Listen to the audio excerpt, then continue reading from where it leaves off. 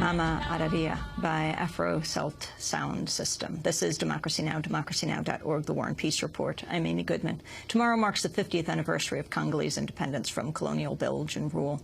On June 30th, 1960, the new Prime Minister of the independent Congolese government, Patrice Lumumba, declared an end to the slavery of colonialism and a new beginning for the country and the liberation of the entire continent of Africa.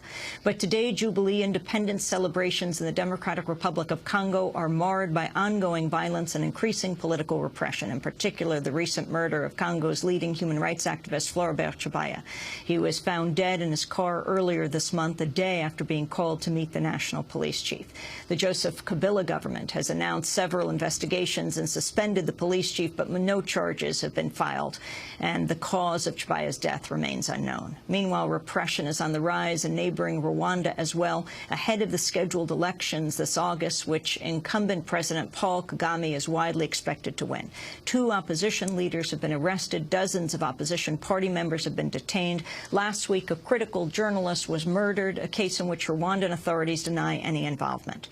American attorney and law professor Peter Erlander was also arrested in Rwanda last month, and he was held for nearly 3 weeks and released on health grounds. Peter Erlander is a lawyer at the International Criminal Tribunal for Rwanda and a past president of the National Lawyers Guild. He was jailed shortly after arriving in Rwanda to help with the legal defense of an opposition presidential candidate charged with genocide ideology. Erlander himself stands accused of violating laws barring the denial of the Rwandan genocide. We turn now to Peter Erlander, who joins us from the Twin Cities, from Minneapolis. Peter, welcome to Democracy Now! How are you feeling? What happened to you? Good morning, Ms. Goodman. Of course, I'm feeling much better now that I'm out of detention. But it strikes me that the earlier piece with Pilger is actually an introduction to this piece, because the reality is that most people in the United States don't know about the U.S. support for the Kagame dictatorship or the U.S. responsibility for about 10 million deaths in the eastern Congo, most of which have been the result of the invasions of the Congo by Rwanda and Uganda in the 1990s and the continued occupation of the Congo today.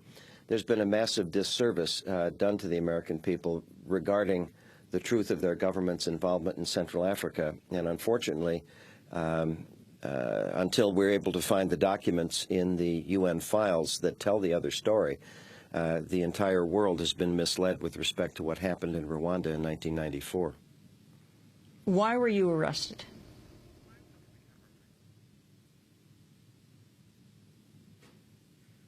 Peter Erlander, why were you arrested? Well, you'll have to ask that of the Rwandan government, wouldn't you? I was having breakfast and a croissant, finishing a document that I was working on for my client, and 6 large men surrounded me and took me away from the hotel.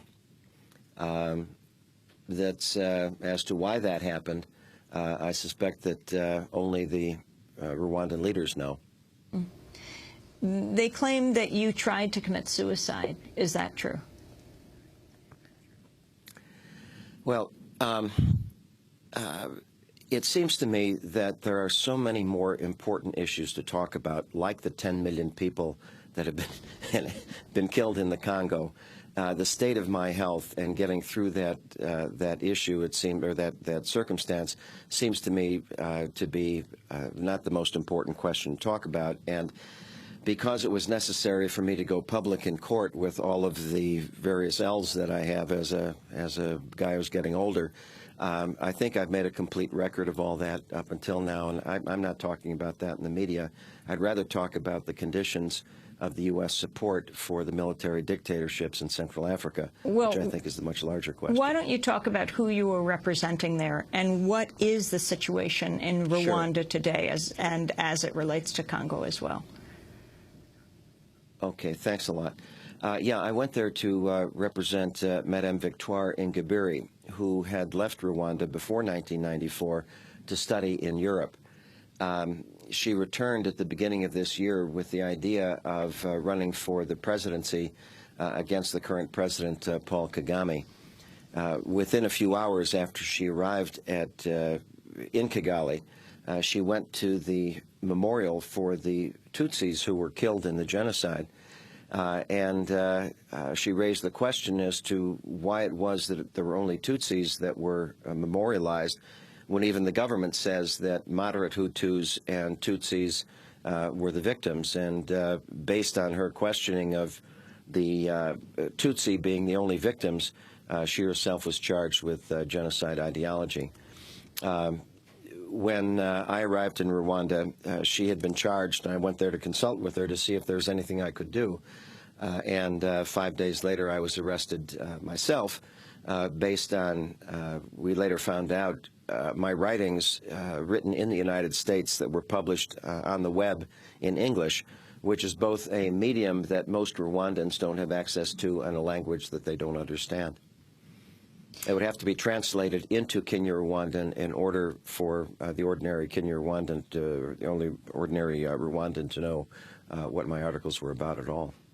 We're also joined from Washington, D.C. by the Congolese pro-democracy activist Alafuele Kalala, who ran for president in the Democratic Republic of Congo in 2006. We welcome you to Democracy Now! On this eve of the 50th anniversary of the independence of the Democratic Republic of Congo under Patrice Lumumba.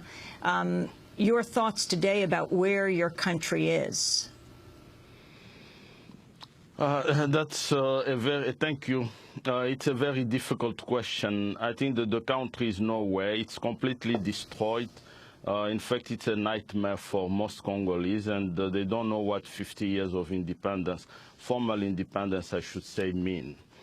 So people are suffering. The country is completely bankrupted at all levels. I say it's a quintuple bankruptcy: political, economic, social, military, cultural. So the country is nowhere. It's completely destroyed. That's what I can say in a few words.